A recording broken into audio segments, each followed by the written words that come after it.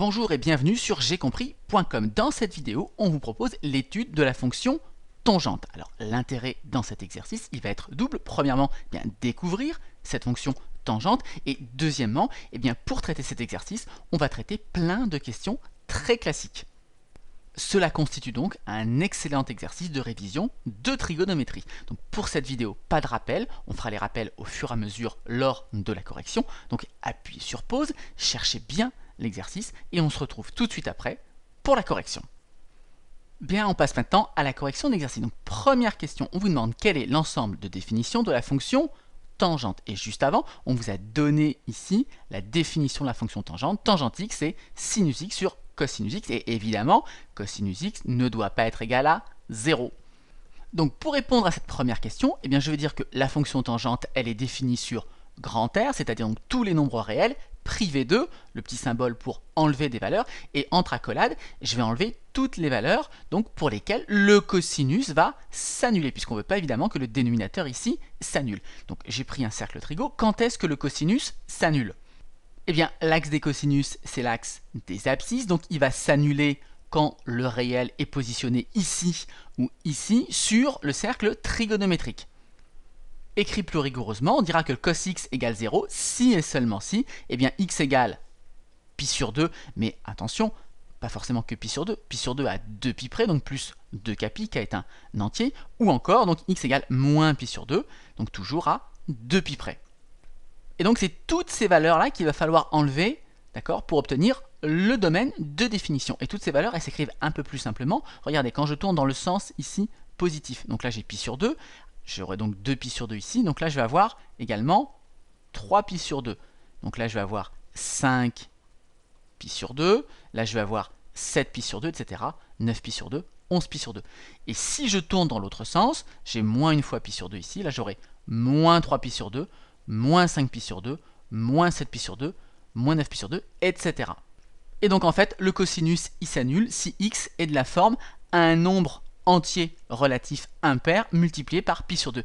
Un nombre pair, il s'écrit sous la forme 2k, donc un nombre impair, il s'écrit sous la forme 2k plus 1. Donc ça veut dire que x, il ne faut pas qu'il soit de la forme 2k plus 1 fois pi sur 2 avec toujours donc k entier.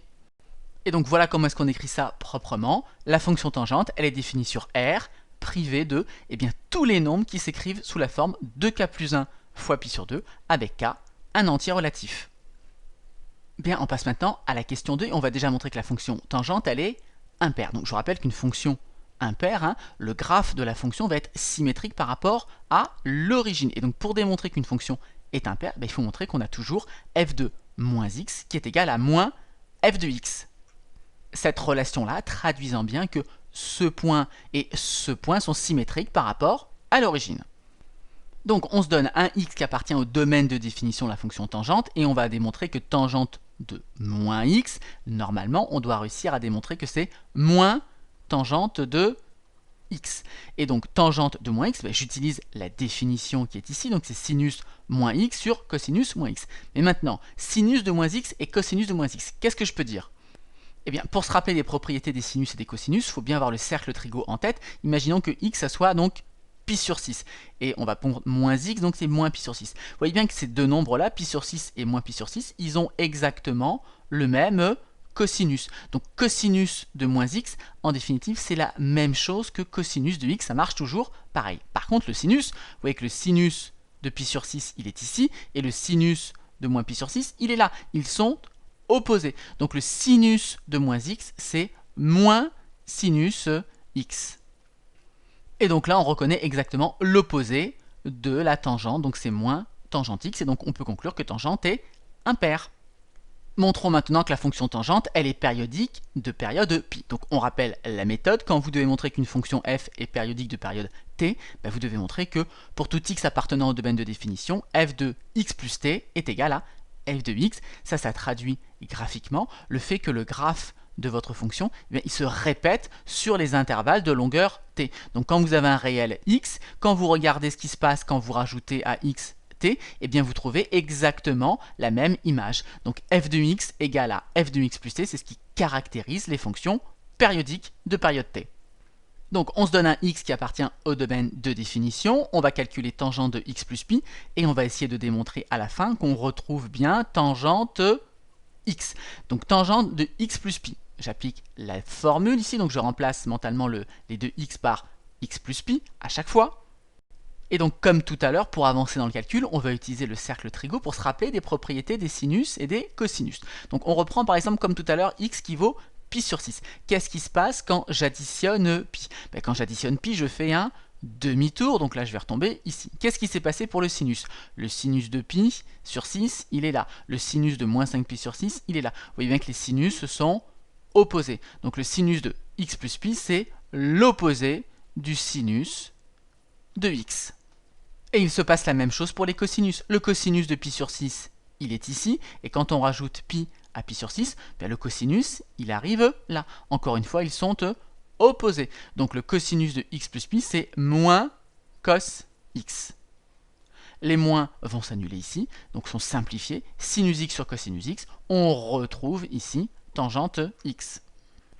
Donc on peut conclure que la fonction tangente est périodique de période pi. Et vous comprenez que dans la suite de l'exercice, en fait, on vous fait étudier la fonction sur l'intervalle 0, pi sur 2. Pourquoi ça suffit? Eh bien, en utilisant le fait que la fonction est impaire. On va pouvoir par symétrie en déduire ce qui se passe sur l'intervalle moins pi sur 2, pi sur 2. Mais dès qu'on connaît la fonction tangente sur un intervalle de longueur pi, entre moins pi sur 2 et pi sur 2, il y a pi. Donc quand je connais la fonction sur un intervalle de longueur pi, en utilisant la périodicité, je connais parfaitement la fonction. Donc voilà pourquoi on va se concentrer maintenant sur l'intervalle 0, pi sur 2 ouvert, puisqu'évidemment en pi sur 2, la fonction n'est pas définie. Alors on commence par justifier que la fonction tangente, elle est dérivable sur 0 pi sur 2. Donc pour justifier qu'une fonction est dérivable, c'est souvent les mêmes arguments qu'il faut utiliser. Il faut expliquer que votre fonction, elle est construite comme une somme, un quotient, un produit de fonctions qui sont elles-mêmes dérivables. La tangente, ici regardez comment elle est définie, sinus sur cosinus. Donc ici on a un quotient, la fonction sinus, on sait qu'elle est dérivable, la fonction cosinus, elle est également dérivable sur R. La seule chose quand vous avez un quotient, c'est qu'évidemment la fonction en bas ne doit pas s'annuler. Et comme on est sur 0, pi sur 2 ouvert, là il n'y a pas de problème. Donc c'est ce que j'ai écrit ici, la fonction sinus est dérivable sur 0 pi sur 2, idem pour la fonction cosinus, et elle ne s'annule pas. Donc la fonction sinus sur cosinus, elle est dérivable sur 0 pi sur 2 en tant que quotient de fonction dérivable. Et donc pour la dériver, on va utiliser la formule, donc u sur v' égale u' v moins uv' sur v carré. Donc pour obtenir tangente prime de x, on pose donc u de x, c'est sinus x, v de x, c'est cosinus x, donc on ne se trompe pas dans la dérivée de sinus, c'est cosinus x, la dérivée de cosinus, c'est moins sinus x. Attention au signe moins, à le placer correctement. Donc en bas, on se retrouve avec du cos carré x, et donc en haut, u' v, donc on obtient cos x fois cos x, donc cos carré également x, moins u fois v, donc sinus x fois moins sinus x. Ah, donc on va avoir moins sinus carré, mais avec le moins par moins plus, donc ça va nous faire plus sinus ici carré de x. Et là, tout de suite, vous devez reconnaître une des formules les plus importantes de trigonométrie. On obtient cos carré plus sinus carré. Ça, vous savez que ça fait toujours 1. Donc on retrouve bien la première formule qu'il s'agit de démontrer ici, 1 sur cos carré x. Alors pour répondre complètement à la question, il y a un deuxième résultat ici à prouver. Tangente prime x, c'est 1 plus tangente carré de x. Donc tangente carré x, c'est toujours pareil. Tangente carré, ça signifie que c'est tout ça qui est au carré. Donc c'est pareil que sinus carré x sur cos carré x. Donc comment faire apparaître ce résultat? Si vous regardez ici notre quotient, on a ce sinus carré sur cosinus carré. Donc en fait le quotient ici, il faut le casser en deux. On va pouvoir écrire d'une part que c'est cos carré x sur cos carré x plus, et donc le sinus carré x sur cos carré x. Donc ça c'est une astuce classique en maths, il faut penser quand vous avez une fraction ici avec une somme au numérateur que vous pouvez casser cette somme. Là cos carré sur cos carré, ça nous donne 1, et sinus carré x sur cos carré x, c'est exactement tangente de x au carré, ce qui se note, tangente carré de x. Et on a démontré ici nos deux résultats. On peut maintenant dresser le tableau de variation. À la question précédente, on a calculé la fonction dérivée. C'est le signe de la dérivée qui va nous renseigner sur le sens de variation. Et là qu'on regarde cette forme-là ou celle-ci, il apparaît clairement que la dérivée elle est toujours strictement positive, 1 plus 1 carré par exemple. Donc ma dérivée est toujours strictement positive, donc j'ai une fonction qui va être strictement croissante. Et donc on va regarder ce qui se passe aux bornes. Alors en 0, on a juste à calculer, donc tangente 0, ça fait sinus 0 sur cosinus 0. Sinus de 0, bien entendu, c'est 0. Donc 0 sur cosinus de 0, c'est 1.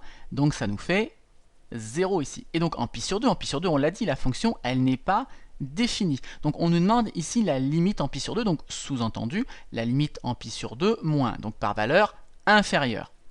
On regarde ce qui se passe en haut et en bas. Le sinus de x, quand x se rapproche de pi sur 2, notre sinus il va tout simplement se rapprocher de 1. Et le cosinus, lui, quand j'ai un x ici qui se rapproche de pi sur 2, le cosinus il se rapproche de 0, mais par valeur positive.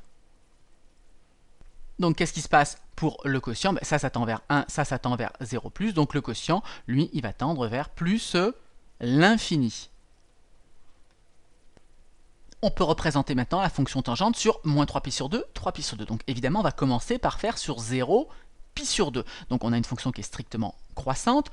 En 0, on a vu que tangente de 0, c'était 0. On peut céder d'une valeur, par exemple, on peut prendre en pi sur 4. En pi sur 4, c'est une valeur intéressante parce qu'en pi sur 4, le sinus et le cosinus sont identiques. Donc tangente de pi sur 4, ça va nous faire tout simplement 1, puisque sinus de pi sur 4 et cos de pi sur 4 sont égaux à racine de 2 sur 2.